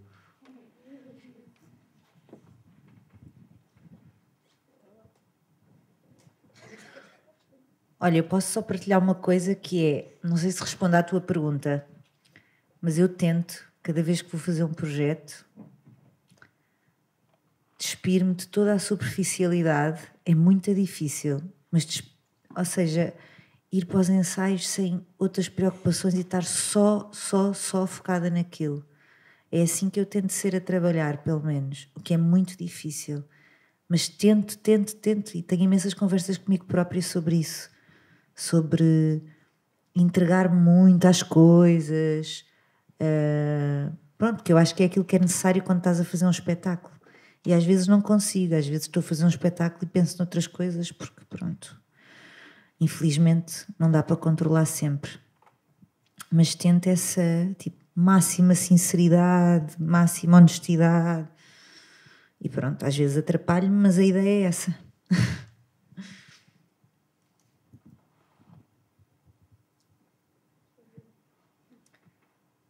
Mais alguém tem perguntas? Então vou aqui agora.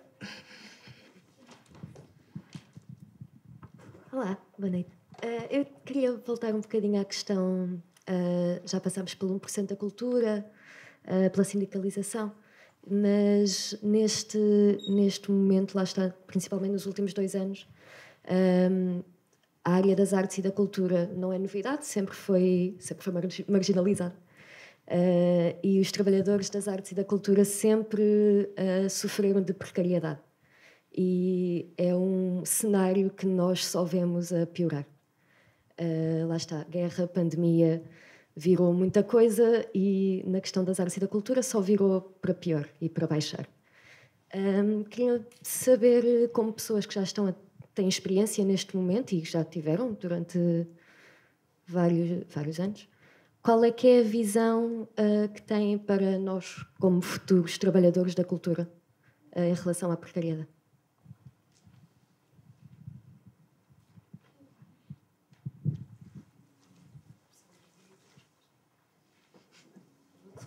Eu tenho uma visão muito positiva. Se não tiver, deixe de fazer.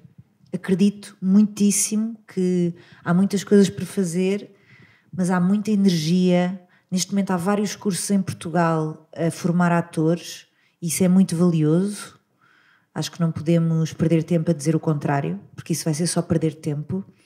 E aquilo que eu acho é que, portanto, vejo uma coisa muito positiva, ou acredito nisso e trabalho para isso, e acho que aquilo que é necessário é, à parte de se formarem como atores, formarem-se também como atores profissionais, neste sentido também super prático, que é saberem o que é a GDA, a Gestão do Direito dos Artistas, que é uma fundação fundamental quando começarem a trabalhar e na qual se podem inscrever e serem cooperadores. Saberem... Sim, eles têm um requisito, é certo, mas a partir do momento em que puderem concorrer, fazer parte da GDA, fazerem parte, conhecerem o sindicato, conhecerem o que é que podemos fazer, porque a pressão de muitos artistas resulta em alguma coisa. Tu estavas a dizer que as coisas estão ainda piores. Eu não sei, eu acho que esta última ministra que nós tivemos, agora não sabemos com o novo ministro como é que vai ser, mas apesar de bom, enfim, toda a parvoíce que foi, a quantidade de coisas que disse e o quão longe estava da área da cultura, porque de facto não era uma pessoa da área da cultura, isso notava-se, não é? Porque não sabia como é que vive um músico, como é que vive um ator, o que é esta coisa do trabalho intermitente, o que é, o que é que isto significa. Significa que quando nós trabalhamos às vezes 12 horas por dia, durante 3 ou 4 meses, e depois paramos um mês. Nesse mês, porque fizemos descontos nos outros 4, merecemos o nosso ordenado para podermos pagar a nossa renda. É assim em muitos outros países e nós só temos é que copiar o modelo. Pronto. Agora perdi-me em relação à tua pergunta. O futuro. Eu acho que o futuro é, se eu pudesse... eu acho que se fosse dar aulas para uma escola de teatro, claro que levava autores e autoras que gosto, mas eu acho que falava disto também. Apresentar as ferramentas que nós temos para, enquanto cidadãos, sobrevivermos e podermos lutar como classe. Porque eu acho que houve uma consciência brutal na pandemia, brutal. Eu tive algumas reuniões de ação cooperativista, que foi um grupo de pessoas que se juntou para tentar responder a este problema, não é? Porque de repente houve respostas também muito tardias para todos os setores, mas o setor da cultura só teve 1 ano e meio depois. Foi muito grave. As pessoas estavam a morrer de fome. No início não era óbvio que os teatros públicos iam pagar as representações que não aconteceram, e ainda não é óbvio isso. É muito, muito complicado e muito vergonhoso. Então, apesar disso tudo, estou muito positiva em relação a isso, porque acho que as pessoas estão mesmo a quererem saber. Eu não sabia falar sobre estas coisas e aprendi assim muito rápido, porque era o discurso do dia-a-dia, já não estávamos a falar necessariamente sobre arte, estávamos a falar como é que os artistas sobrevivem e uma coisa depende da outra. Então é assim, malta, bora lá. Se quiserem, escrevam para os processos, nós mandamos os documentos todos. Pronto, já soube que tem uma aula de gestão e produção teatral no primeiro ano. Espetacular, espetacular.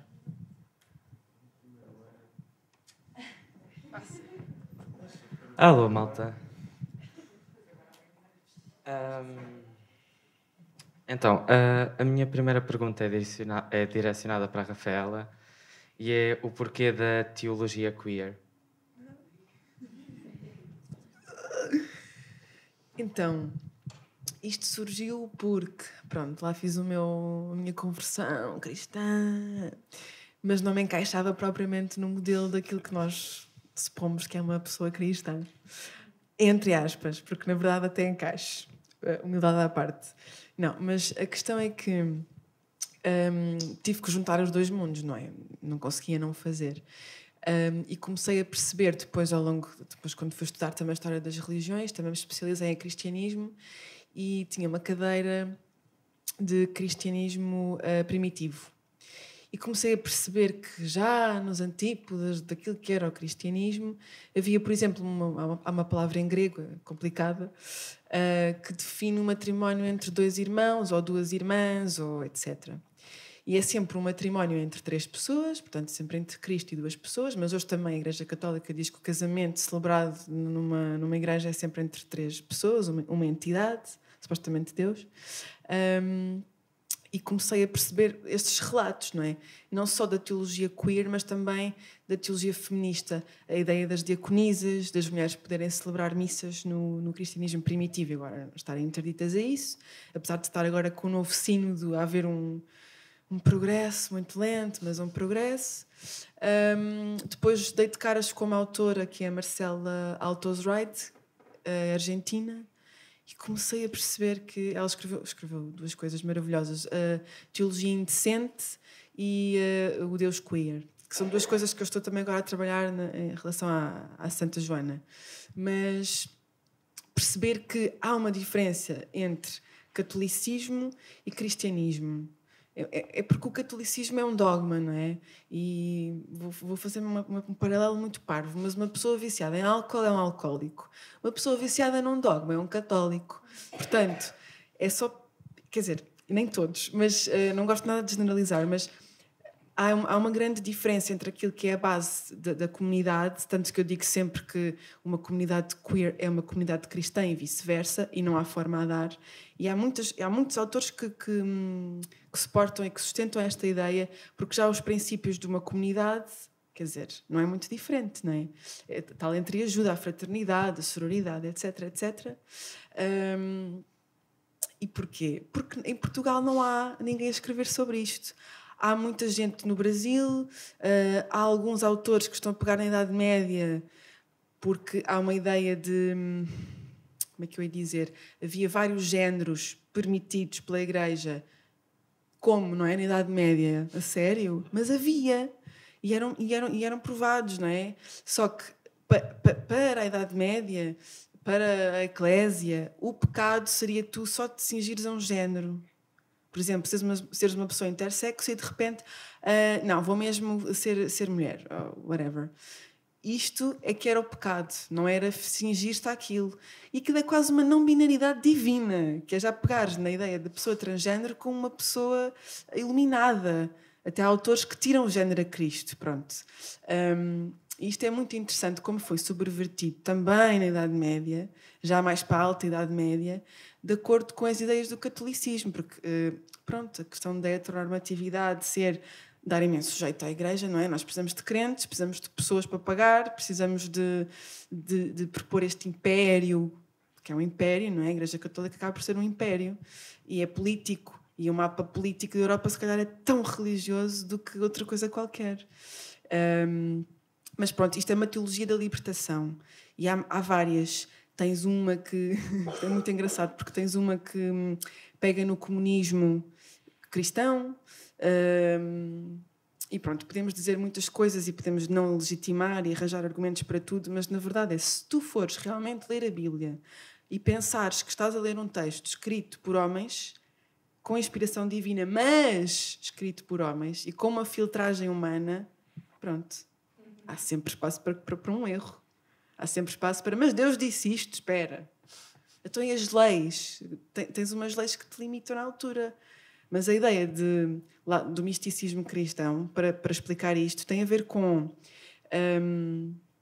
misticismo, não, para os místicos. Mas tem a ver com a ideia de Deus ser um Deus vivo. E se Deus é um Deus vivo, e se tu podes ler uma passagem, sei lá, do Evangelho de São Marcos, que diz que tu tocaste num paralítico e ele se levantou.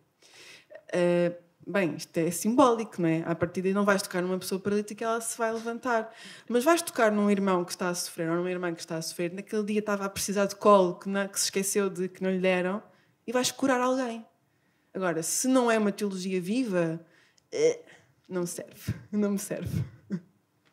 Desculpem a missa. Ok, obrigado. Eu tinha outra para os três, porque acho que no fundo todos falaram sobre o depois da universidade e de criar companhias e tudo mais. E a minha pergunta era mais ou menos como saber quem são as pessoas indicadas para criar uma companhia. Vais sentir no coração. Se não sentires é porque não são. Não fores. Se sentires é porque são. E não tem de ser logo, não é? Não tens de formar logo. Eu nunca formei, nem quero. E se não sentires que aquele grupo te chama, não vais. Só porque é um grupo e precisas de um grupo. Colabora com eles se sentires essa necessidade, mas não te prendas se não te queres prender. Mas acho que essas coisas, na minha opinião, tudo o que tu sentires está certo. Não há certos nem errados. Não há estas são as pessoas certas para te juntares. Cuidado com aqueles. Olha que aqueles fazem isto e aquilo. As pessoas certas são aquelas com quem tu criares uma relação de amor que vos permita, bora criar qualquer coisa em conjunto. Seja uma obra de arte, seja crianças, seja associações de apoio humanitário, seja o que for, vais sentir esse apelo, digo eu, mas eu não queria nenhuma. Obrigado. Eu posso só dar um conselho. Percam tempo a conversar sobre como é que a companhia vai funcionar. Depois podem ir mudando, mas é mesmo importante. Como é que vamos funcionar?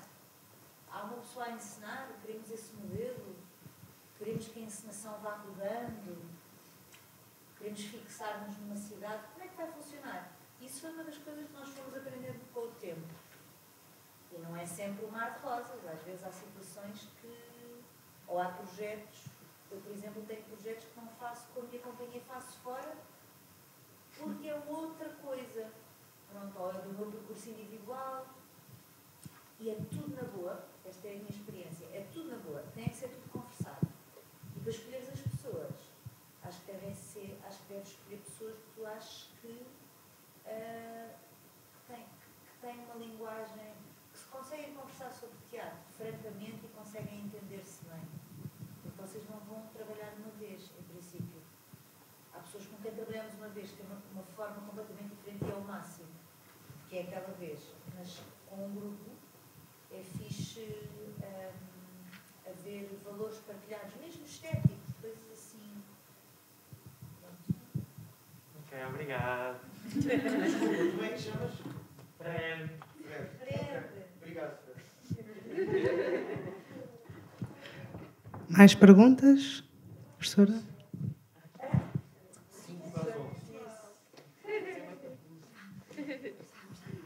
Desculpa. Estou aqui fascinada com o teu percurso, pelo caráter paradoxal, mas depois nem tanto. Porque na geografia, na história de santos, há uma performatividade constante que é muito curiosa. Sou absolutamente ateia, mas é fascinante a história das religiões e essa ligação com a performance do corpo, as histórias dos santos são absolutamente... são performances. E de facto... mas também, então em forma de pergunta, porque isto agora foi apenas uma partilha. Tu procuraste aí distanciar-te da palavra misticismo. Sim, não? Okay. Podes falar um bocadinho mais disso? É o quê? É um teatro que é um teatro cerimonial tipo Artaud? É um teatro... que nos conecte que nos religue com uma transcendência qualquer, que no teu caso No meu caso, se calhar, a nível do misticismo, utilizo mais na escrita, porque também tenho alguns livros e escrevo mais sobre isso. Não sobre o misticismo, mas de uma forma mais... Ai, meu Deus, misticismo é uma coisa tão complicada. Mas é muito o que tu estavas a dizer. A ideia do presente, mas ao mesmo tempo uma ideia de negação do eu, uma ideia de... Essa negação do eu é... Bem, confusão. Bem, vou começar de novo. Não, mas a questão do misticismo... Eu vou ao misticismo cristão e estudo outros autores. E se calhar na escrita, quando estou a fazer algum espetáculo ou estou a pensar em algum espetáculo, utilizo mais a nível de texto. Se bem que no último espetáculo que fiz uma performance, lá está, duracional, aquilo tinha a ver com as mesmas horas que se reza num mosteiro. E são 5 orações por dia. E eu fazia as mesmas horas numa sala de espetáculos religiosamente, com as mesmas regras. E tinha seminaristas, e tinha atores, e tinha pessoas a irem a esse espetáculo. E foi muito engraçado. Agora, não tenho a certeza como é que ponho o misticismo nisso. Acho que tento só estar presente em algum tipo de honestidade, ou se tiver que definir um estratagema qualquer, há uma coisa chamada meditação contemplativa, que é uma palavra, uma única palavra que é indicada por um monge ou por um mestre espiritual que está na Bíblia e que é repetida vezes sem conta até nós sentirmos só o dedo mindinho do pé. Pronto. A ideia é nós só sentirmos aquela palavra e acaba por haver quase uma abstração do eu, que é o que nós sentimos quando estamos em cena, pronto, e temos aquele rock and roll todo, daquela adrenalina. Agora, essa ideia da performance foi uma coisa que me aproximou muito, porque a Eucaristia é uma performance. É o rito, é aquela coisa marcada, que está ensaiada, o pano, tudo o que é dito, já sai como texto decorado. E aquilo é extraordinário, porque temos uma plateia, temos um público. Portanto, quando houve aquela polémica de pode-se dar missas, mas não se pode ir ao espetáculo, eu fiz uma missa num espetáculo. Por que não? Então vamos ver qual é a diferença aqui. Porque é que, se calhar, eu, enquanto mulher, não posso presidir uma Eucaristia numa sala de espetáculos. Isso não é válido porquê? Pronto, é outro tipo de questão. E mesmo a história dos santos, a coisa do corpo é muito física e é muito violento. É mesmo todos os relatos e de serem dissidentes dentro da própria igreja, que depois é uma confusão que se faz, porque os membros do corpo de Cristo têm que corresponder a uma santidade, a uma beatificação, mas não, aquilo era malta toda dissidente, que andava para ali tipo nómadas e a seguir uma coisa, um gajo de barbas. Pronto. Não sei se isto... Mais alguém? Ok.